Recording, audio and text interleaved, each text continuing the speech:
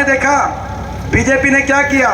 जब बीजेपी को समझ में आ गया कि हरियाणा की जनता खिलाफ हो गई, छत्तीस बिरादरी आज बीजेपी को बदलाव के मूड में है, तो क्या किया, लोकसभा चुनाव से एक हफ्ते पहले अपने मुख्यमंत्री का चेहरा बदल दिया कि नहीं बदल दिया।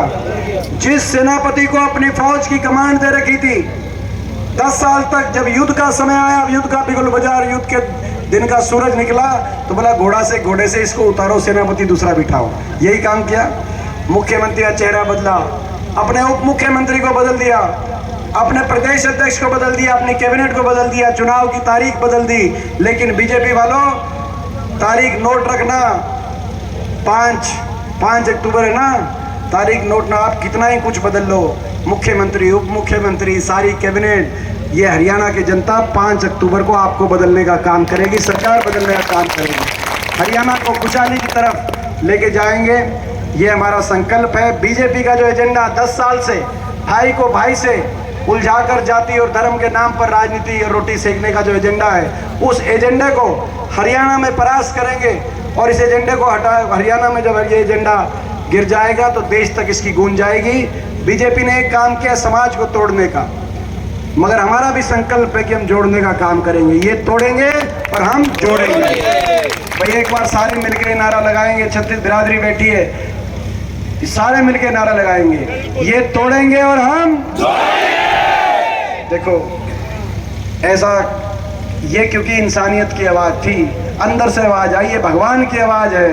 छत्तीस बिरादरी सभी धर्म मिलके आगे चलें, हरियाणा विकास की खुशहाली की तरफ आगे बढ़े, यही संकल्प है। तो भाई ये संकल्प है। और जहाँ तक बारडा हल्के की बात है, बारडा की तरफ तो भाई पूरा देश देख रहा है, देख रहा कि नहीं देख रहा पूरा देश। वो देखो वो दिन, मैं विनेश को कहना चाहता हूँ, आप पे हमें गर्व है। हमें गर्व केवल आपकी खेलों की उपलब्धि पे नहीं, वो तो है ही, लेकिन गर्व इस बात के कि आपने अन्याय के खिलाफ लड़ाई लड़ी, सिस्टम से लड़े, देश की सरकार से टकरा गए। और उसके बाद जब आपको ये कहा गया बीजेपी के मंत्रियों द्वारा कि आप चले हुए कारतूस हो, तो आपने दोबारा से विश्व पटल पर ओलंपिक के फाइनल में पहुंचकर आपने एक ऐसा जवाब दिया जिस जवाब की गूंज आज तक भारतीय जनता पार्टी के नेताओं के कान में सुनाई दे रही है। तो हमें गर्व है, आपने लड़ाई लड़ी। और ये आपका हल्का है, ये आपका विधानसभा क्षेत्र है बारडा। और बारडा वो विधानसभा क्षेत्र है जहाँ जय जवान जय किसान की गूंज सुनाई देती है। अगर किसान आंदोलन में भी अगर एक विधानसभा क्षेत्र सबसे मजबूत से देश के किसान के साथ खड़ा हुआ तो बारडा विधानसभा क्षेत्र उसका नाम है। जब गरीब की बात आई और संविधान की बात आई, गरीब के अधिकारों को मारने की बात आई, तब ये विधानसभा क्षेत्र सबसे आगे। तो भाई ये विनेश का भी हल्का है। तो आज पूरा देश की नज़र बारडा हल्के की तरफ होगी। मैं आपको बताना चाहता हूं, क्योंकि मैं देश की सबसे बड़ी पंचायत में अकेला पड़ गया था। जब मैं इन अपनी बेटियों के लिए खड़ा हुआ था, अकेला पड़ गया था, मगर मैं खड़ा रहा क्योंकि आपका आशीर्वाद मेरे साथ था।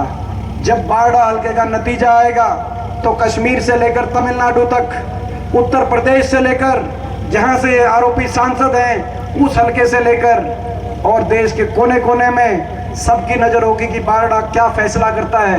बारडा 750 किसानों की जान की कुर्बानी लेने वाली सरकार की तरफ, हमारी बेटियों के मान सम्मान को गिराने वाली सरकार की तरफ फैसला करता है, या बारडा ऐसी अहंकारी शक्तियों को एक सबक सिखाने का फैसला करता है। आपका फैसला, हरियाणा का नतीजा अलग गिना जाएगा।